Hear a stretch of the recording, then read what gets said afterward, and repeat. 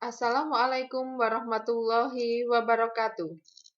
Pada modul 1, materi yang akan kita diskusikan adalah perubahan anatomi dan adaptasi fisiologi pada ibu hamil trimester 1, 2, dan 3. Materi ini disajikan oleh dosen program studi D3 Kebidanan, Stikes Pemkab Jombang.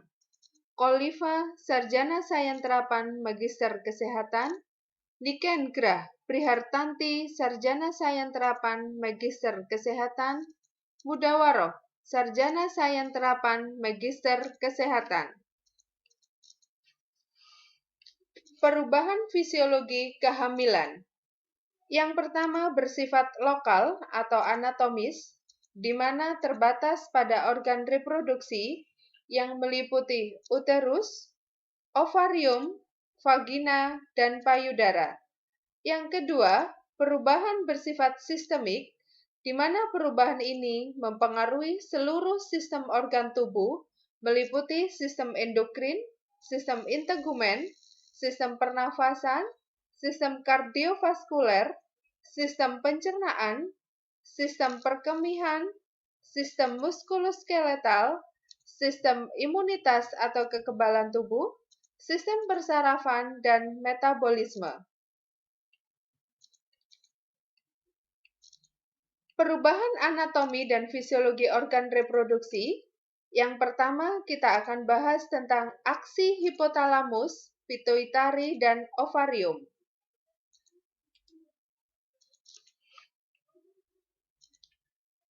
Pada diagram yang kita perhatikan, di sini kita lihat bahwa menjelang akhir siklus menstruasi, kadar estrogen dan progesteron darah menurun, sehingga menstimulasi hipotalamus untuk mensekresikan gonadotropin releasing hormone atau GnRH.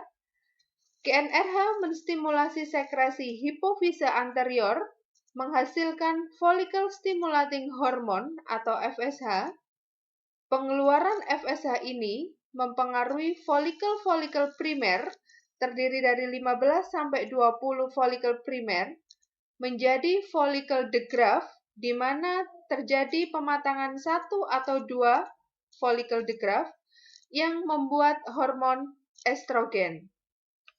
Hormon estrogen mempengaruhi endometrium untuk tumbuh pada fase proliferasi, juga mempengaruhi hipofise anterior untuk menekan produksi FSH, sehingga hipofise anterior ini dapat mengeluarkan luteinizing hormone atau LH.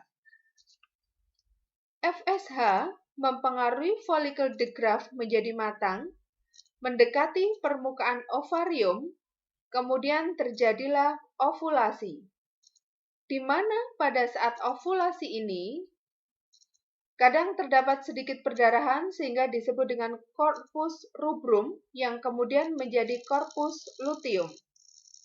Corpus luteum menghasilkan hormon progesteron.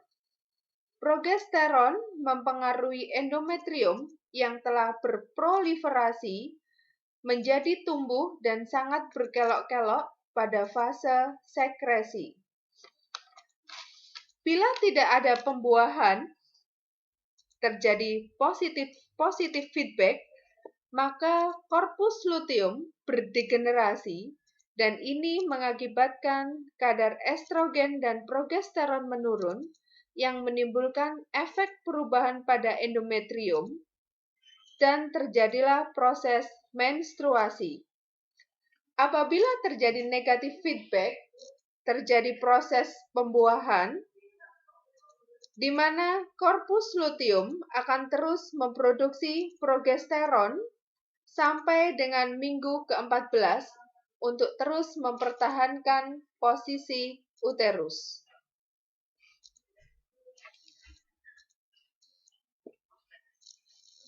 Selanjutnya kita akan berdiskusi tentang perubahan anatomi dan fisiologi pada organ uterus.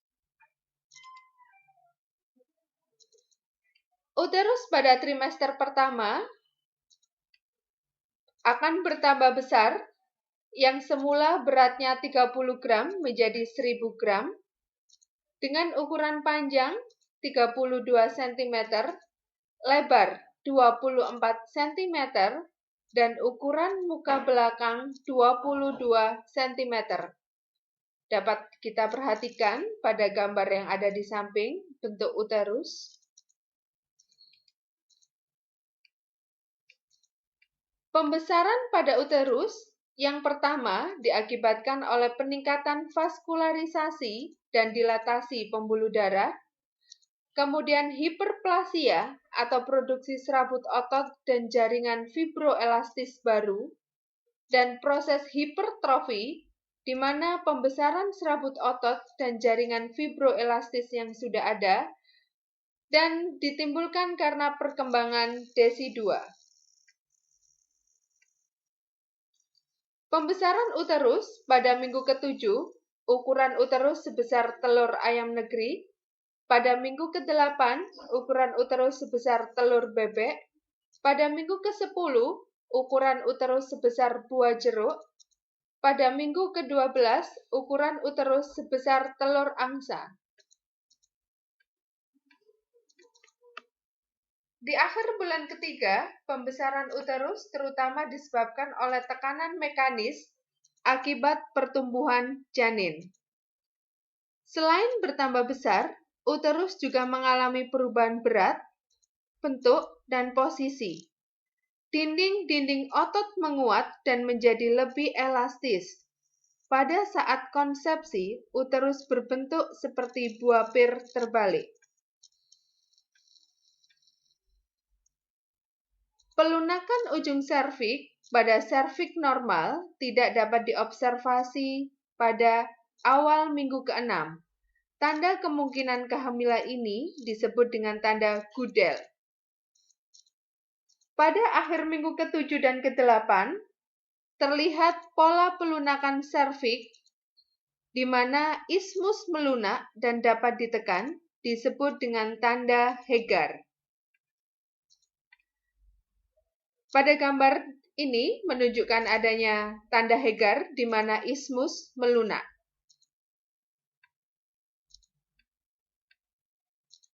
Perubahan pada uterus berikutnya yaitu pertumbuhan rahim tidak sama ke semua arah, tetapi terjadi pertumbuhan yang cepat di daerah implantasi plasenta sehingga rahim bentuknya tidak sama. Tanda ini disebut dengan tanda Piszczek. Pada gambar di samping ditunjukkan tampak pertumbuhan tidak sama atau pada satu sisi ditunjukkan oleh tanda biru. Perubahan berikutnya yaitu serviks melunak atau tanda Goodell dan fundus pada serviks mudah fleksi, tanda McDonald. Ini merupakan tanda kemungkinan kehamilan. Di akhir minggu ke-8, korpus uteri dan serviks melunak dan membesar secara keseluruhan. Akhir minggu ke-12 dan ke-14, uterus semakin membesar, keluar dari rongga panggul, dan dapat dipalpasi di atas simfisis pubis. Pelunakan ismus menyebabkan antefleksi uterus berlebihan selama 3 bulan pertama kehamilan. Ismus uteri menjadi memanjang. Perubahan uterus pada trimester kedua. Segera setelah bulan keempat kehamilan, kontraksi uterus dapat dirasakan melalui dinding abdomen. Kontraksi ini disebut dengan tanda Braxton Hicks, merupakan salah satu tanda kemungkinan kehamilan. Merupakan kontraksi tidak teratur, yang tidak menimbulkan nyeri, yang timbul secara intermiten sepanjang siklus menstruasi. Kontraksi ini dirasakan akibat pergeseran uterus yang dapat diraba pada dinding abdomen atau terlihat karena ada desakan uterus ke depan. Pada minggu 14, cavum uteri terisi oleh ruang amnion yang diisi penuh oleh janin dan ismus menjadi bagian dari korpus uteri. Bentuk uterus menjadi bulat dan berangsur-angsur berbentuk lonjong seperti telur. Ukurannya kira-kira sebesar kepala bayi atau kepalan tangan orang dewasa. Gambar ini menunjukkan bentuk uterus pada usia kehamilan 8 minggu, terisi penuh oleh amnion dan janin. Pada saat ini, uterus sudah mulai memasuki rongga peritoneum. Akhir minggu ke-16, fundus uteri kira-kira terletak di antara pertengahan jarak pusat simfisis. Akhir minggu ke-20, fundus uteri kira-kira terletak di pinggir bawah pusat. Akhir minggu ke-24 fundus uteri kira-kira tepat di pinggir atas simfisis. Gerakan bayi atau tanda kehidupan pertama kali dirasakan ibu multipara pada minggu ke-14 sampai minggu ke-16. Wanita nulipara mungkin tidak memperhatikan sensasi ini sampai minggu ke-18 atau lebih.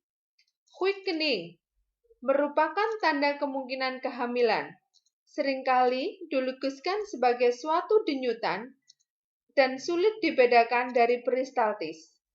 Minggu terjadinya quickening merupakan petunjuk sementara untuk menetapkan durasi gestasi. Gerakan pasif janin yang belum engage disebut dengan ballottement. Dapat diidentifikasi antara minggu ke-16 dan minggu ke-18. Ballottement merupakan suatu teknik mempalpasi suatu struktur terapung dengan menekan perlahan struktur tersebut dan merasakan pantulannya. Sekarang kita akan mendiskusikan tentang perubahan uterus pada trimester ketiga. Pada trimester ketiga, ismus lebih nyata menjadi bagian dari korpus uteri dan berkembang menjadi segmen bawah rahim. Pada kehamilan tua, karena kontraksi otot-otot bagian uterus, segmen bawah uterus menjadi lebih lebar dan tipis. Tampak batas yang nyata antara bagian atas yang lebih tebal dan segmen bawah yang lebih tipis. Disebut dengan lingkaran retraksi fisiologis. Berikut ini adalah gambar uterus pada bayi, kemudian pada remaja, dan bisa kita perhatikan uterus ibu multipara.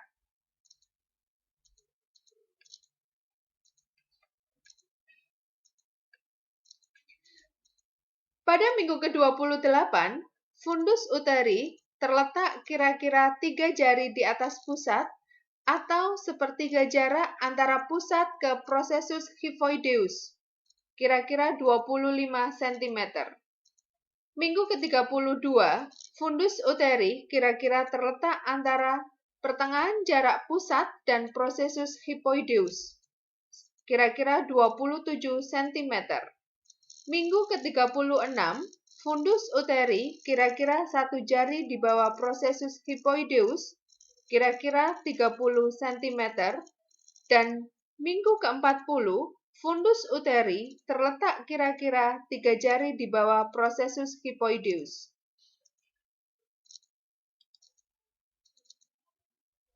Berikutnya, kita akan diskusikan perubahan anatomi dan fisiologi organ reproduksi pada vagina dan vulva.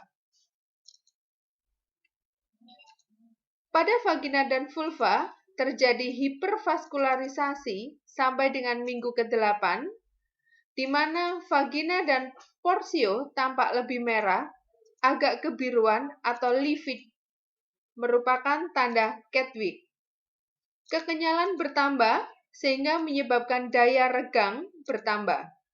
pH vagina meningkat, terjadi reaksi asam 3,5 sampai dengan 6,0, rentang terhadap infeksi vagina, khususnya infeksi jamur. Ini merupakan tanda Kedwick, di mana tampak kebiruan. Perubahan berikutnya yaitu terjadi proses desquamasi atau eksfoliasi, di mana sel-sel vagina yang kaya glikogen terjadi akibat stimulasi estrogen. Sel-sel yang tanggal ini membentuk rabas vagina yang kental dan berwarna keputihan yang disebut dengan leucor. Peningkatan vaskularisasi vagina dan visera panggul lainnya. Peningkatan sensitivitas yang mencolok.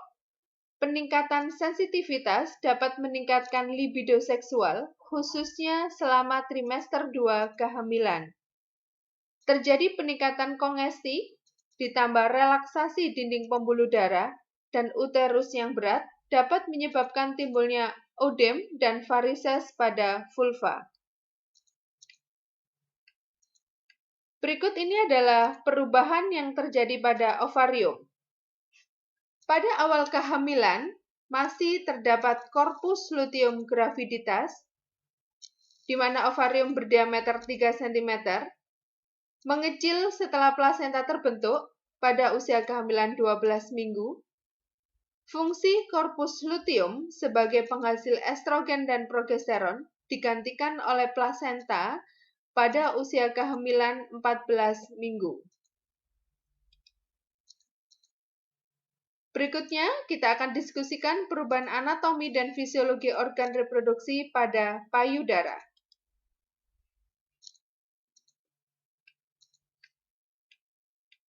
Perubahan yang terjadi pada payudara, yang pertama adalah payudara akan membesar dan tegang. Hal ini disebabkan karena hormon somatomamotropin, estrogen, dan progesteron. ASI belum keluar pada proses kehamilan. Hormon estrogen akan menyebabkan hipertrofi pada saluran, kemudian hormon progesteron berfungsi menambah sel-sel asinus pada payudara. Hormon somatomamotropin menambah sel asinus, menimbulkan perubahan dalam sel, sehingga terbentuk kasein, laktalbumin, laktoglobulin yang digunakan untuk persiapan laktasi.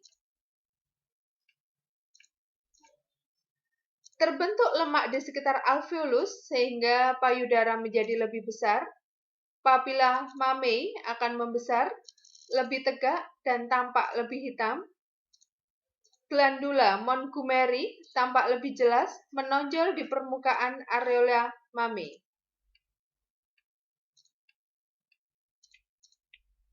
Pada trimester kedua, estrogen dan progesteron mempengaruhi pertumbuhan dari sistem ductus, lobuli, dan alveoli, sehingga dapat meningkatkan produksi susu selama kehamilan. Konsentrasi dan kadar prolaktin dalam darah ibu meningkat. Pada trimester ketiga, payudara semakin tegang dan membesar, sehingga persiapan untuk laktasi akibat pengaruh somatomamotropin, estrogen, progesteron, dan pada trimester ini, kolostrum sudah mulai keluar. Berikut ini adalah gambar payudara pada wanita yang tidak hamil, tidak ada pembesaran dan tidak terjadi hiperpigmentasi. Tetapi pada wanita awal kehamilan tampak pembesaran pada papila mammae. Kemudian pada kehamilan lanjut, hiperpigmentasi pada areola mammae tampak menghitam.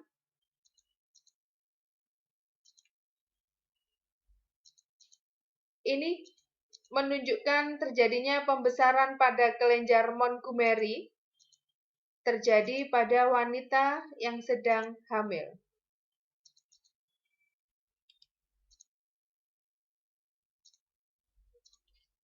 Demikian diskusi kita tentang perubahan anatomi dan fisiologi organ reproduksi yang bersifat lokal atau sistemik. Untuk materi berikutnya, kita akan diskusikan bersama-sama kembali. yang bersifat sistemik pada modul kedua.